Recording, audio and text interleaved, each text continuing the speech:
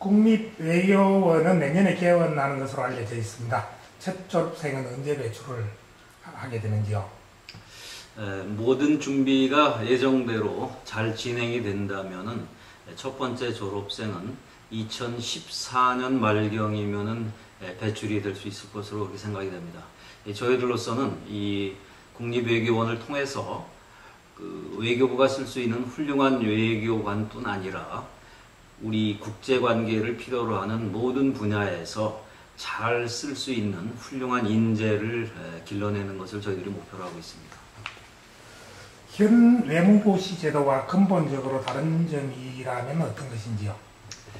이 국립외교원을 설립하자 하는 이런 발상은 사실 그 현행 고시 제도에 대한 회의에서부터 나왔다고 볼 수 있습니다.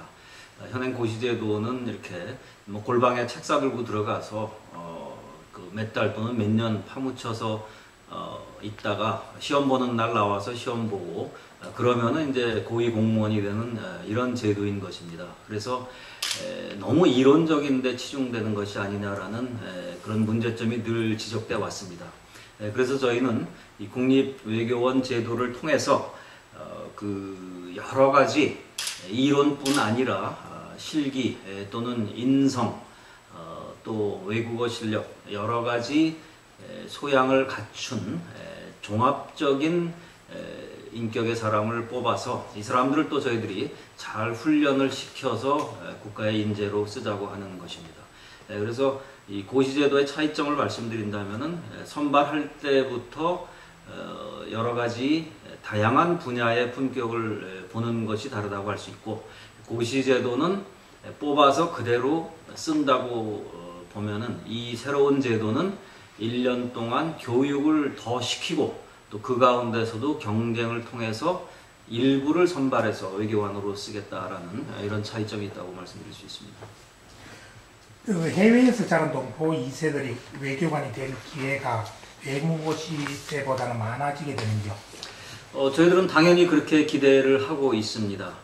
기존 고시 제도는 사실 해외에서 오랫동안 공부한 사람들이 와가지고 고시에 패스하기가 어려운 측면이 있었습니다. 그래서 우리는 새로운 제도를 통해서 그 해외에서 공부한 사람들도 그 국가의 우수한 외교관 또는 국제관계 업무에 종사할 수 있는 그러한 자리에 갈 수 있도록 그렇게 길을 열어줘야 된다고 생각합니다. 그러나 해외에서 공부를 오래 한 사람들의 단점은 그 한국어가 약하다든가 국내 사정이 어둡다든가 하는 그런 단점이 있을 수 있습니다. 그래서 그 해외에서 공부를 하시는 분들은 국내에 와서 봉사를 하고자 하는 생각이 있으시면은 늘 이 한국어나 한국사 같은 한국에 관련된 공부를 게을리하지 말아야 될 것입니다. 입학 나이에는 제한을 두는지요? 기본적으로 나이 제한은 없습니다. 그러나 저희들이 선발 과정에서 상당히 엄격한 면접 시험을 부과하려고 생각을 하고 있습니다. 그래서 보통 일반적인 사람들보다 나이가 많은 사람이 응시를 하게 되면 자기가 나이 많은 것이 국립외교원생이 되거나 외교관이 되는데 걸림돌이 되지는 않을 것이라는 것을 그 면접위원들에게 설득을 할 수 있어야 될 것입니다. 외교안보연구원이 국립외교원으로 바뀌게 되는가요?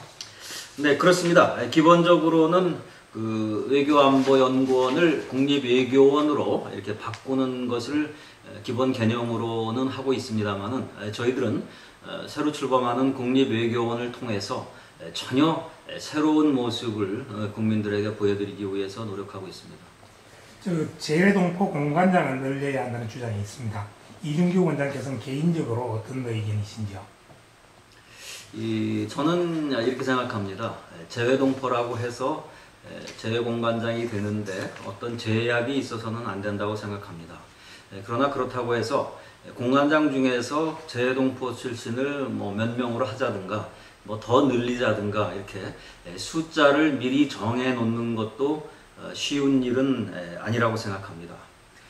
왜냐하면은 이 재외공관장이라고 하는 것은 재외동포를 대표하는 국회의원을 뽑는 게 아니라 그 나라나 그 지역에 가서 우리나라를 대표하는 나라의 공무원을 뽑는 것입니다.